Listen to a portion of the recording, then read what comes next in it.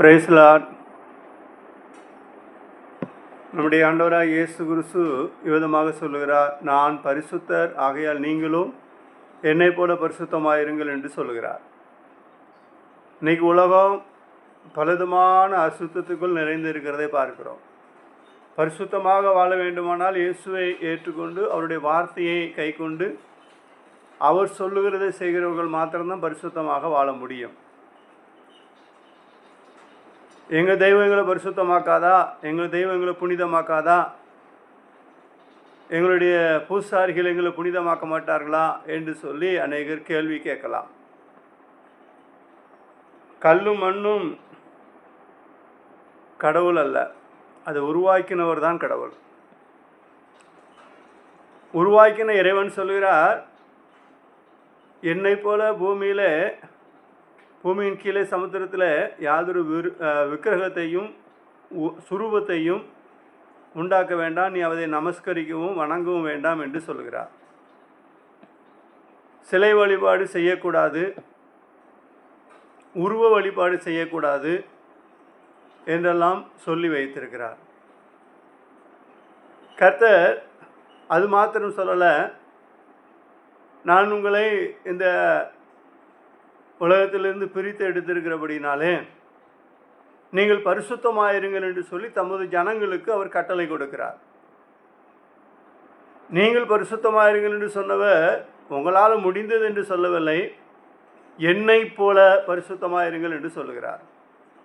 பரலோகத்தில் 24 மூப்பர்களும் ஏராளமான சேனைகளும் 4 ஜீவன்களும் ஓய்வின்றி அவரை பரிசுத்தர் பரிசுத்தர் பரிசுத்தர் பரிசுத்தர் பரிசுத்தர் பரிசுத்தர் என்று போற்றி கொண்டு இருக்கிறார்கள். பூலோகத்திலேயும் அவரால் மீட்கப்பட்ட தேவ ஜனங்கள் அவரை பரிசுத்தர் பரிசுத்தர் என்று போற்றுகிறதை பார்க்கிறோம். பார்க்கிறவர்கள் கேட்க இவங்களுக்கு ஒரு பொழப்பே இல்லை, சும்மா லேலியா தோத்திரம் பரிசுத்தன்னு சொல்லிட்டு கிடப்பாங்க, எல்லாம் அநியாயம் பண்ணுவாங்க அப்படின்னு சொல்லி பரியாசம் பண்ணுவவர்களும் உண்டு. அநியாயம் செய்கிறவர்களை குறித்து நாம் பேசவில்லை. வேதம் சொல்கிறது, அநியாயம் செய்கிற இன்னும் செய்யட்டும், அக்கிரமம் செய்கிற இன்னும் செய்யட்டும், பாவம் செய்கிற இன்னும் செய்யட்டும், நீதி செய்கிற இன்னும் செய்யட்டும், அசுத்தமாக இருக்கு இன்னும் செய்யட்டும், பரிசுத்தமாக இருக்கு இன்னும் பரிசுத்தமாகட்டும்னு சொல்லியிருக்கிறார். ஆண்டவர் ஒரு நாள் வரப்போகிறார். ஆண்டவரை போல பரிசுத்தமாக அவனுடைய வார்த்தை கேட்டு ஆண்டவருக்கு பிரியமாக வாழ்ந்தவர் யாரோ அவர்களை தேவன் மேன்மையாக உயர்த்த வல்லவராக இருக்கிறார். ஒரு மனிதன் பரிசுத்தமாக வேண்டுமானால் அவருடைய வசனத்தை கை கொள்ள வேண்டும். சங்கீதம் 119:9 வாலிபன் தன் வழி எதனால் சுத்தம் பண்ணுவான், உமது வசனத்தின்படி தன்னை காத்து கொள்கிறதுனால் தானே என்று சொல்லியிருக்கிறதை பார்க்கிறோம். ஆண்டவருடைய வார்த்தையை கேட்டு நம்மை சிருஷ்டித்த, நம்மை உருவாக்கின, நமக்காக ஜீவனை கொடுத்த அந்த பரிசுத்தருடைய வார்த்தையை கேட்டு அதன்படி வாழுகிறவர்கள் மாத்திரம்தான் பரிசுத்தமாக முடியும். மாய்மாலம் பண்ணுகிறவர்கள் பரிசுத்தமாக முடியாது.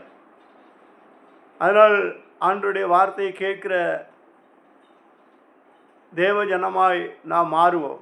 அருமையான நண்பர்களே, இதை கேட்டுக்கொண்டிருக்கிறவர்களே, நீங்கள் உங்கள் வாழ்க்கையில் பரிசுத்தமாக வேண்டுமா? இயேசுவை ஏற்றுக்கொள்ளுங்கள்.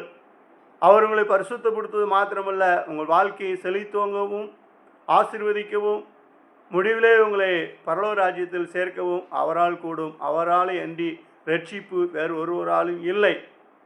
அதனால் நீங்கள் பரிசுத்தம் அடைய வேண்டுமானால் பரலோக ராஜ்யத்தை சுதந்திரித்துக் கொள்ள வேண்டும். பரலோகத்தின் தேவனாகிய இயேசுவை ஏற்றுக்கொள்ளுங்கள், ஆராதியுங்கள். பரிசுத்த மகத்துவம் உள்ள ஆண்டவரை ஆராதிக்க கடந்து வாருங்கள் என்று உங்களை அன்போடு அழைக்கிறேன். ஆமேன்.